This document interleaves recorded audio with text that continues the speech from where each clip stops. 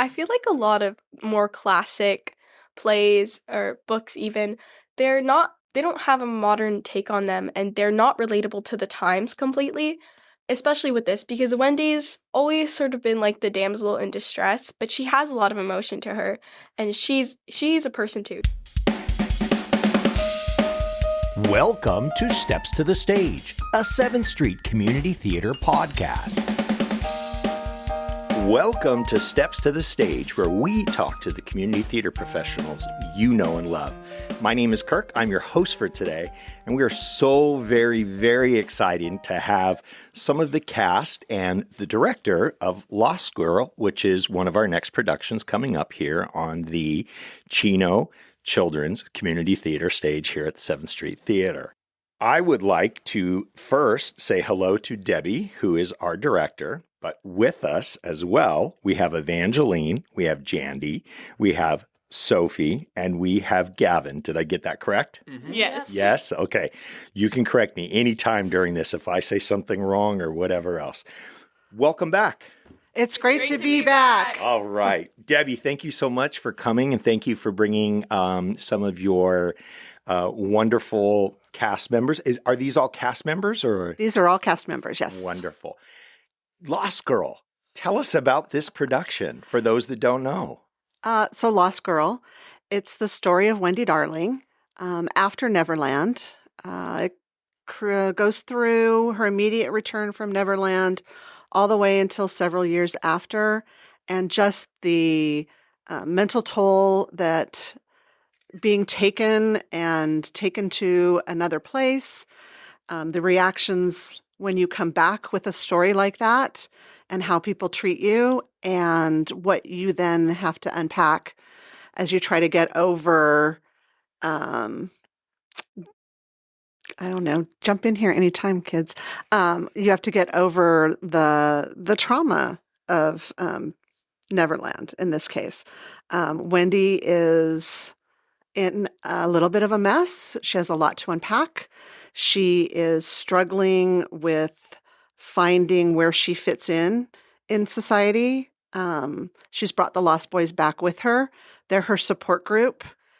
She spends a lot of time with them, and eventually realizes that she has never quite gotten over Peter. And she then goes on this mission to recover what she gave Peter, find out why he didn't come back for her.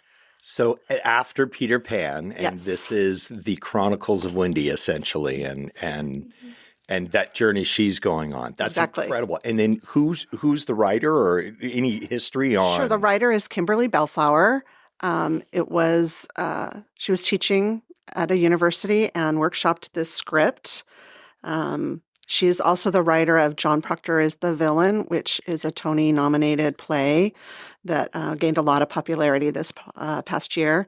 She writes these female-centric plays that just are about women and young girls taking back the narrative and making themselves the center of the story. So a play. This is a play. It's not a musical. It is not a musical. Oh, one. Yeah. And then about the time frame it came out, There's this came. Oh, or when was it created, and when did it start seeing the light of day? I don't know. I don't know when it came out, but I want to say probably within the last 5 or 6 years. Oh, so it's very recent. It's very recent. Okay. It's picked up a little bit of steam with the popularity of John Proctor, so some more theaters have been picking up on it and doing it. And Kimberly Bellflower says she wrote it because she kept being told that she has Wendy Darling syndrome, that she's trying to save these boys that she dates, and has then problems getting over them. So that was kind of the impetus for her to start on the project. I love that. So let's go around and let's meet some of our guests that are here today. We're going to start with Evangeline. Welcome, Evangeline. Hi. And just give us a little bit of history about your time on stage, whether it's here or in your school or at another theater, and then tell us your character and tell us a little bit about your thoughts on this, what sounds like an amazing play. Yeah, so my first show was actually here. It was The Sound of Music. Oh, great, great, wonderful. Very Yeah, familiar with that. I My will. daughter's Abby, by the way. So Oh, okay. I'm okay. Sorry. Here we go.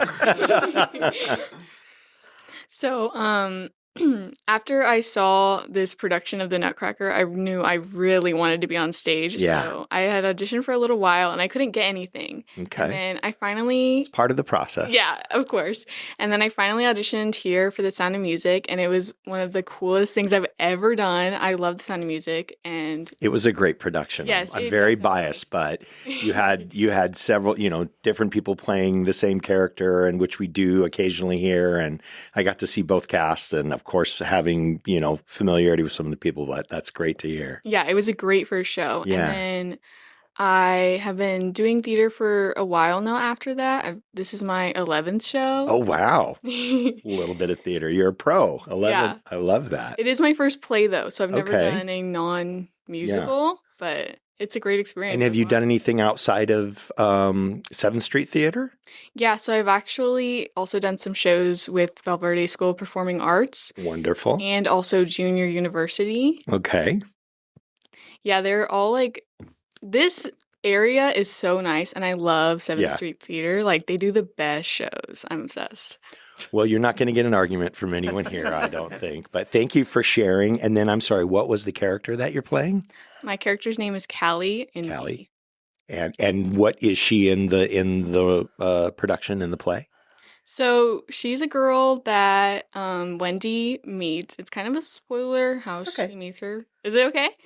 Yeah, we'll Well, talk you can about it just say after. it's someone that Wendy meets. We'll just say Yes, that, it is okay? someone that Wendy meets. And so- then goes along that journey and Mhm. and hijinks ensue, I would imagine. yes. And- Nice. Evangeline also plays one of our ABC, is just how they're titled in the script. And they act as a lot of different things. And Jandy here is also one of those characters. They are, I think the main portion is they're storytellers as well as the voices inside Wendy's head. Okay. I love that. I love that. So, Jandy, tell us a little bit about your history and your journey here. So I place. Oh, sorry. My first production here was Frozen Junior, Okay. and I started Another here. great production. Yeah, I started here when I was 7 years old, and it's been really great here. I've done 4 shows, not including this one, so this is my 5th show here at Okay. CCCT. I also did Finding Nemo Junior, Charlotte's Web, and A Charlie Brown Christmas. Oh, so many great memories. Yeah, I loved all of them, all of those shows. I've met so many great people, and it's just so fun being part of theater. I love the community so much. I haven't really been involved with any other theaters outside of this one, but I did a few plays at my school. Wonderful. Yeah, I just love theater. Wonderful. That's this is a good place to really let that spread and there's so many different things that we can do. I mean, I'm obviously privy. I get to talk to all these amazing casts and I get to find about all the different things that happen. So we're glad you're here. Thank you. And I'm sorry, tell me what's your characters? I played Krista, which is also one of the girls Okay. that Wendy meets. And I'm also C in the ABC chorus. Okay. Yeah, I just think it's a really great role to be because you get to be like so many people at once because Yeah. you're also Wendy, but you're also another girl and you're just like in her thoughts. It's a really great experience. Wonderful. So we're going to go over here to Sophie. And Sophie is someone that I know very well because she was actually in one of the first productions that I was in here when you were Awilas. So we've known each other for quite some time now, and I've been able to watch you grow and play many different roles, but also not just on stage, but backstage as well, and all that you're doing there. So Sophie, tell us a little bit about your journey and about your character. Wow. Okay. So I've been here for a very long time. I started when I was 7, and I was Amanda Thripp in Matilda. That was a really good experience. Immediately when I came here, everyone was so welcoming, and I really felt connected. So I always came back. I auditioned for every show that I could, and I've been in a lot. I don't really remember all of them. Well, I do remember all of them, but I don't know how many that I've been in. And I've done some CCT shows as well as the CCCT shows. I played a few kids in the adult theater. And recently, I've also been doing a lot of tech. So I did backstage for a few shows, and Yeah. I also did sound design, Yeah. and I was the sound technician. Yeah, I know I've been next to you a couple times up there in the booth, so that's great. So, and your role in this particular play? I play Wendy in the play. It's a really fun role, and I love it so much. And I feel like I relate to her a lot also. Yeah, and I'm sure you have a pretty good relationship with Peter Pan and the various stories and the way that's been told. Well, Maybe. Peter's kind of. Peter's Peter's just a guy. yeah, He's just a boy. definitely not the hero of the story. I love that. I love that. Gavin, Yes. welcome. Hi. Tell us a little bit about your background and then who you're playing. I'm Gavin, of course, and I've been doing this theater for about a year and a half now. Okay. I start off with Chitty Chitty Bang Bang Jr. Another wonderful production. Yes, I played Grandpa, and most recently, before this, I played Piggy in Lord of the Flies. Lord of the Flies, yes, another production that was here. Well, welcome. And then Thank you. currently you're playing in this I am playing slightly in this. slightly. Slightly. Okay, you're not playing slightly. You're playing The slightly. character slightly. He is slightly playing slightly. No, Yes. he's full on playing slightly. Mhm. I love that. I love that. And who is slightly? Slightly is this a lost boy who came back with Wendy through Neverland, and he is this man who's kind of has a little crush on Wendy. What could you Uh-oh. say? A little. A lot. Okay. And he just wants what's best for her throughout the whole story, and he's always by her side. Well, this is very interesting and intriguing, right? Because I will have to say, honestly, I didn't do as much research as I normally do on this, but I'm only vaguely familiar with The Lost Girl, but I'm very familiar with Peter Pan and that story in the many ways it's been told, and this seems very intriguing and exciting about bringing a different viewpoint to this story that's a classic and that many, many, many people know. So I wonder, how do you get in that mindset of working on doing something new that is related to a classic? Well, I feel like a lot of more classic plays or books even, they don't have a modern take on them, and they're not relatable to the times completely. Especially with this, because Wendy's always sort of been like the damsel in distress, but she has a lot of emotion to her, and she's a person too. She has a lot of, like, obviously being taken to another world is going to have a lot of an effect on her, especially since she never sees Peter again. So I think that getting into it is probably pretty easy for me, because I feel like her story needs to be told, and this is a really exciting and a really like in-depth way to do that.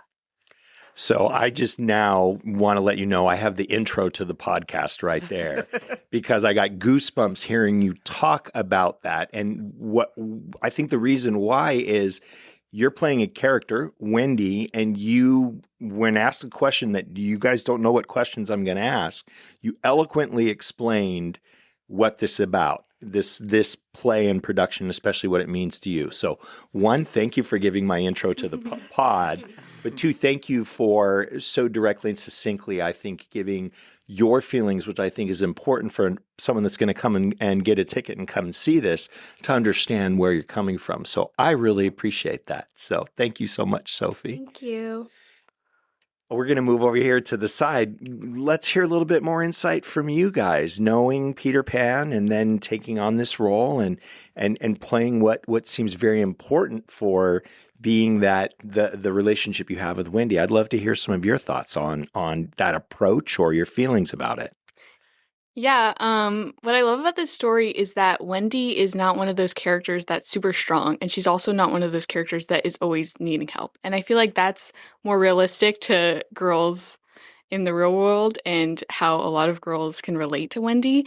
And what I love about our characters is we kind of share her subtext, and we're the ones that move the story along.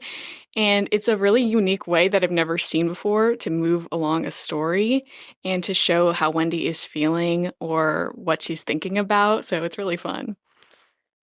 For me personally, I wasn't familiar with the story of Peter Pan before auditioning for Lost Girl, so I kind of learned both stories like at the same time. And I think it's a really great way to like learn the stories. Yes. Then it made a lot more sense, like when I got the subtext from Peter Pan, and it just feels so much more moving how Wendy's like moving through this story, like gaining her narrative back. It's just it in a lot of ways it feels very relatable. That strength of Wendy. So I really love that. Well, Debbie, you're doing a fantastic job because these responses are not, I'll be honest with you, weren't the responses I was expecting. And I'm thoroughly, I mean, I am not only impressed about how you carry those thoughts, but how you've delivered them. And that to me shows that they've had good leadership and understanding what this is about. Because even though we have a couple of members that maybe haven't had the same experience with Peter Pan is a classic and it has been around in so many different shapes and forms. And hearing your response to the impact of Lost Girl as it relates to that story in the relation to Peter Pan, very impressive, you guys, for, I'll just say your character development and in really trying to understand, what it's about. But it also sounds like you're applying a personal feeling to that. And I think that's so important in acting. And you're young actors, and that's not always something that necessarily you see, but maybe I shouldn't sell you guys so dang short, right? So bad on me. But thank you so much, because that's just been so refreshing just to hear that it's just, oh yeah, I know my lines and this is it. You're really giving me some in-depth description of it. So sorry, I just have to share that with you because it's fantastic. This cast is amazing. I mean, the youngest ones are 8th grade, and our oldest are just barely post high school. And I spend a lot of time on subtext, and trying to connect the different scenes, and trying to connect the different characters. And the expectation that I had for them being a little bit younger, I thought we would have to probably even spend more time on it, but they picked it up immediately.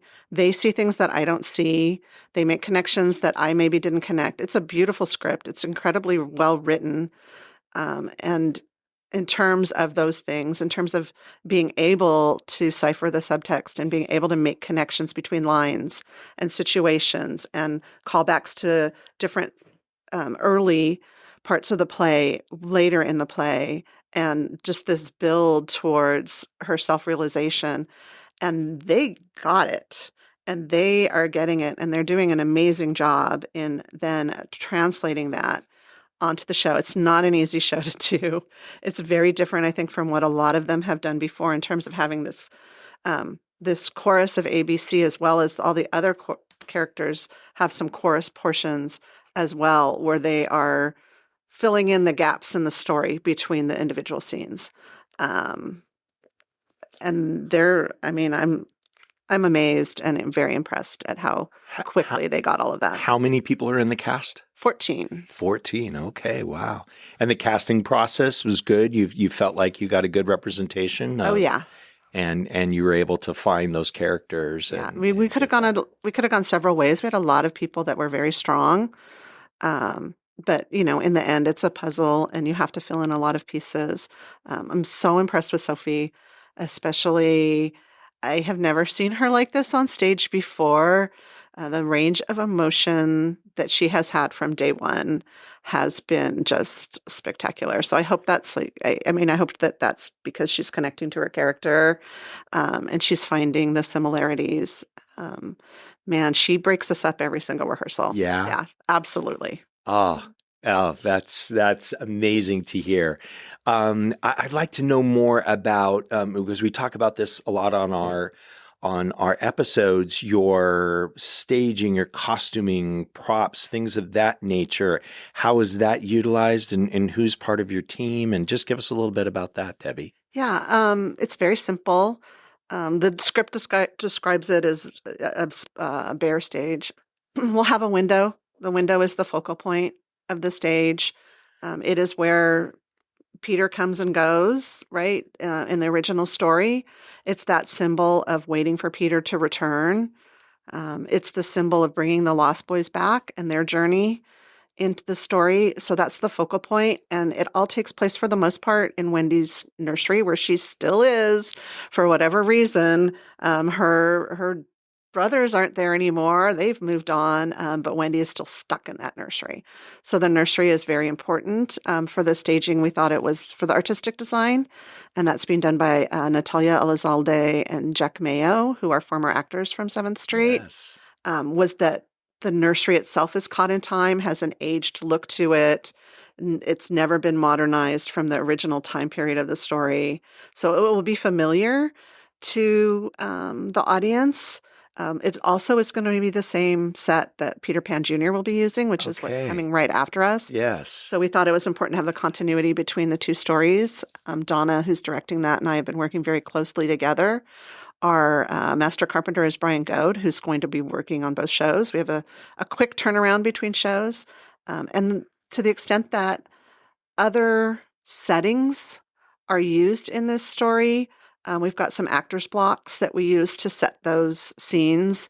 And we've got one small turning platform that'll kind of be used when we go out into the city as opposed to Wendy's nursery. But it's really important that a lot of it takes place in Wendy's nursery, or at least that's the background of the scene, because it's very representative of where she is at the beginning of the show and where she's stuck for the most part. Yeah. That's great. So I've heard some of the names that are part of that team that are helping you, and I know it takes a bit, and I like to hear that you're coordinating with obviously the next production that's coming up, and we're looking forward to hear more about that. Is there anyone else or anything else you want to mention about the play and who's involved, or the direction, or how the cast is pulling you? Like I said, this cast is amazing. They work very hard. I get very tedious with them sometimes, so I'm sure they get a little frustrated. And, each director is very different in how they approach rehearsals and the order that they do things in. And so they've kind of had to adapt to my style, which they've done really well. It's simple. We're trying to keep everything in terms of staging and lighting, and there are some sounds that repeat throughout. There's definitely a motif to the sound. Yeah. But it's going to be simple. It's not going to be over the top in any way, because the power is in the storytelling in this show and the actors. I love it. I love it. I love it. I love it. Well, you guys, I'm very excited to see this production. And obviously I always like to support all of the shows that come through here, but having this discussion today, I'm really excited about learning more about it on my own and then coming and watching this performance. So I want to thank you all for giving us the insights into not only this play, but also your own individual journeys and pathways. And I want to thank Debbie, who was actually one of our very first guests on this particular podcast. And I'm going to take a quick moment to say thank you to all the listeners. Thank you from people that are not only here in the United States, but in other parts of the world.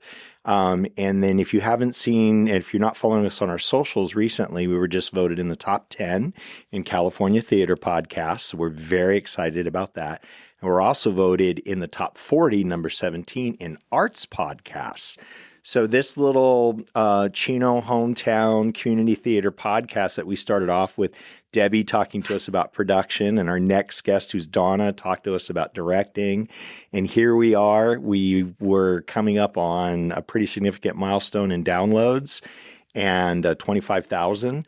So we're pretty excited about that. And we've been ranked, and it's because of the amazing input that we get from our guests here, like Evangeline, Jandy, Debbie, Sophie, and Gavin. And not only thank you for your time here, but also just thank you for being a part of the arts.